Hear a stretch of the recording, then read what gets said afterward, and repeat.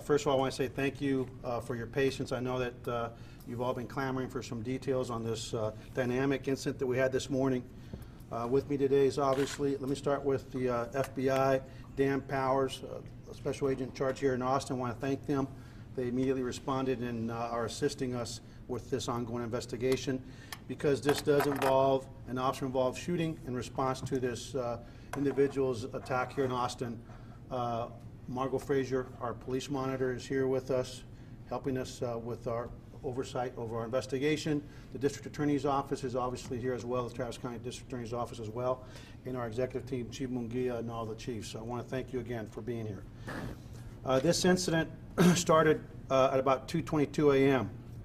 As you all know from Austin, that's a very busy time right after bar closing in downtown Austin, with hundreds, if not thousands, of people leaving our bars, and usually we're inundated with calls for service right after bar closing.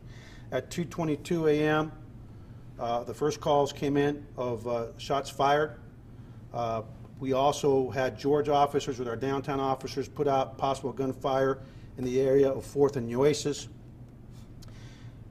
At 2:24 a.m., more reports of gunfire came in with people reporting possible automatic weapon being fired in downtown Austin. At 2:28 a.m., reports came in that gunshots were being fired at the federal courthouse. That's our new courthouse here in Austin, Texas. At 2:29 a.m., we received reports of gunshots being fired at the Mexican consulate.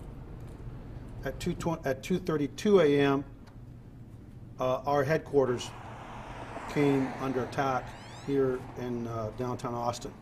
So if you can imagine, from within a period of 10 minutes, we received reports of gunshots in several locations here in Austin.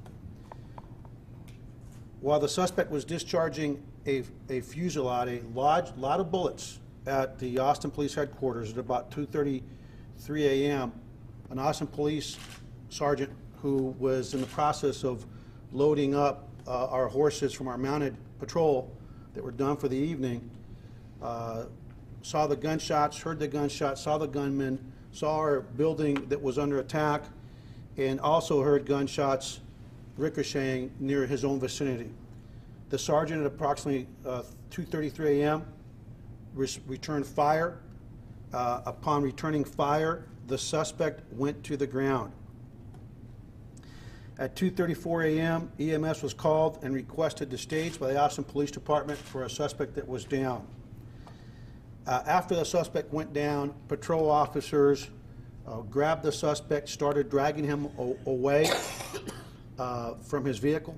It's important to note that two things were observed by our officers. One was suspicious cylinders inside the suspect's vehicle, which is a van located in front of the police headquarters.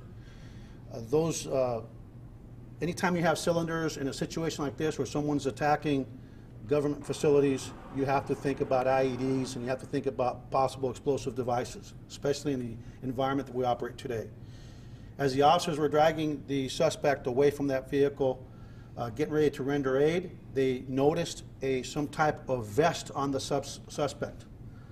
The officers, having seen the suspicious items in the vehicle and now this vest, were unable to determine whether or not that was simply a protective vest or potentially an IED suicide type vest that is known to be used around the world. Due to the potential and the unknown nature of the vest the suspect was wearing, the officers immediately disengaged and called for our bomb squad. We also called for, obviously because we had an active danger situation, for a SWAT call out. So at 2:40 a.m., the bomb squad started responding. At 2:41 a.m., because of the nature of the threat with the cylinders, we shut down IH-35 and the surrounding streets near APD headquarters, and also evacuated APD headquarters. At 3:01 a.m., the police department discovered that the BBT Bank at 5th and Rio Grande had also been targeted by the suspect. It's important to note that over 100 rounds, we don't have an exact count, obviously that's part of the investigation, but many rounds were fired in downtown Austin. This time of the night, it's really dangerous. We also have developed information, physical evidence, that shows that the suspect, while at the Mexican consulate, utilized the small camping, those little green cylinders that we use for our little portable barbecues to try to ignite the Mexican consulate. A fire was in fact ignited, believed to be started by this suspect, but fortunately it was put out prior to the consulate receiving any type of extensive fire damage. The officer involved is a 15-year veteran, and again, he's a sergeant assigned to the mounted unit. We will not be releasing his name at this time because we have to make sure that we get his family squared away and situated.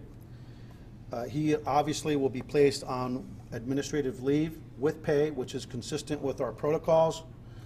I can just tell you that for a guy to keep his composure, holding the two horses with one hand and taking a one-handed shot with the other hand is just says a lot about the training and professionalism of our police department.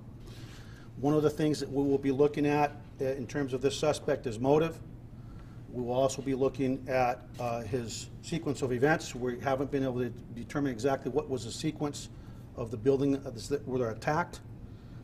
And we will also be looking as part of our criminal investigation whether the officers gunfire struck the suspect or whether the suspect took his own life. That has not been determined at this time, and we will have to wait for the coroner's office, the medical examiner's office, as part of his investigation to make that final determination. I can tell you also that with this many crime scenes, that the area will be impacted, but the freeway is completely open, and we plan on keeping it open for the near future. We don't see any reason to stop it. I want to personally thank and commend the men and women of the Austin Police Department.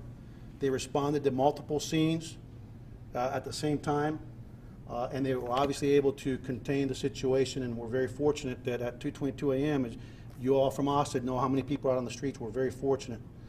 You know, this Thanksgiving, on Thanksgiving Friday, and this weekend, I give thanks that no one but the suspect is injured or deceased, and that's something that we should all take a lot of comfort in. I also want to thank the FBI, who has been here with us from the very beginnings of this incident as the federal partners that they are, and they will obviously help us with this investigation. But it is ongoing, it's fluid. We have located the suspect's residence, and obviously that will be part of our investigation, and we're in the process of looking into that through search warrants and obviously making sure that there's no secondary IEDs or anything of that nature at the suspect's location. With that, I'm going to open it up to any questions. Chief, can you talk about the suspect's vest and the potential IEDs in the car? Did we ever figure out what those were? Is there any level of danger right now? Let me just tell you, number one, the vehicle has been cleared by the bomb squad, and the suspect has been cleared by the bomb squad. The suspect, again, I haven't described him to you, but I will now. He's a male white, and he's approximately 50 years of age. Again, he's a male white, approximately 50 years of age, and he is a resident of Austin, Texas. Any other questions?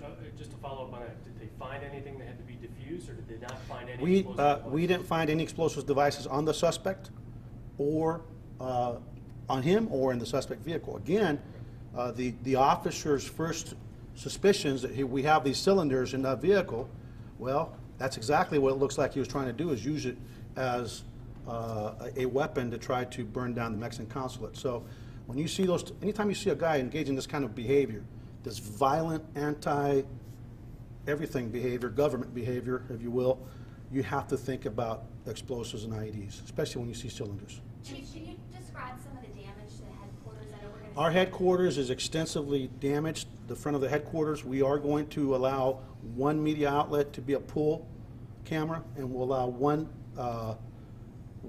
still photographer to go through, escorted through the building.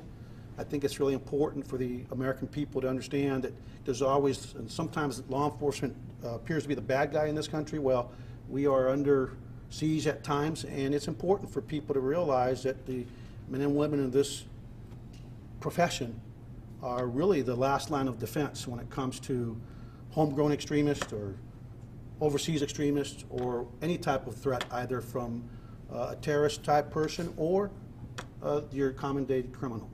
Chief, can you tell us a little bit more about the SWAT situation taking place at the apartment complex where you live right now? What we're doing is we're being very methodical. It's really important that if you study some of these situations, like the Adam Lanza situation, if you all remember him, you have to operate under the assumption that the potential exists for incendiary devices, the potential exists for a booby trap situation. We owe it to our first responders, we owe it to members of this community to ensure that we approach that location in the most cautious manner possible. And so we will treat that as a crime scene, but B, as a potential threat until we finish our investigation. It sounds like you're leaning towards kind of anti-government, that sort of thing, as a motive. Is that kind of what you guys are looking at for now? I know it's early on. Well, you know, it'd be pure speculation, but if you look at a person shooting up the Mexican consulate, you know, and then the federal building, there's a pretty, and this is all speculation, but when you look at the national debate right now about immigration, that certainly comes to mind. And one of the things that frustrations as an American for me and as a police officer, as a police chief, is that sometimes our political discourse becomes very heated and sometimes very angry, and sometimes the rhetoric is not healthy. And I think that we can have policy debates regardless of what the issue is, whether it's immigration or the economy or anything else. We should all learn to debate issues, whether it's weapons control, gun control, background checks, whatever the issues are. We've got to be careful about our rhetoric, because I would suspect, and I would venture based on my training and experience, that the rhetoric, the political rhetoric, might have fed into some of this, but that's, again, speculation on my part, but I'm willing to speculate because I think that's important. People want to know. This threat, as far as we can tell, is contained to this one individual. It's contained to this incident, these series of incidents, and we don't believe that there's any danger to anybody else other than the location that we're trying to clear now. The FBI at that location? The FBI is part of the investigation, yes. Was this man known to police at all? That's part of the ongoing investigation. I can tell you that he does have a criminal history, but we're not going to release any of that at this point. Do you have a fully automatic firearm? That's part of our investigation. We'll take one more question. I'm trying to have a better understanding where your officer was, the sergeant rather, who shot him. Was he on the street? Was he up in Our officer that shot at the suspect, and again, part of the investigation will be, did we strike the suspect? Was the suspect downed, injured, or killed by our gunfire, or did he commit suicide? That's part of our investigation. Do you know where our mounted has the parking right there on 8th Street? You always see the trailers out there. The sergeant was right there getting ready to put the horses away for the night when the attack on the police headquarters occurred, and as he held 2 horses with one hand, he discharged one round, at least one round, with a single-handed shot. And so that'd be one heck of a shot. And so again, part of our investigation will be whether the suspect died from our gunshot, from a self-inflicted gunshot, or from a combination of both. And then we will not know that until the medical examiner conducts his investigation. You're looking into the suspect's, I guess, social media accounts, that sort of thing, to find out if there's any of this possible political motivation? We'll be looking at everything. But if you look at the targets that were hit, you know, I mean, it doesn't take a genius to figure out that that's a potential. Thank you. ¿Algo en español?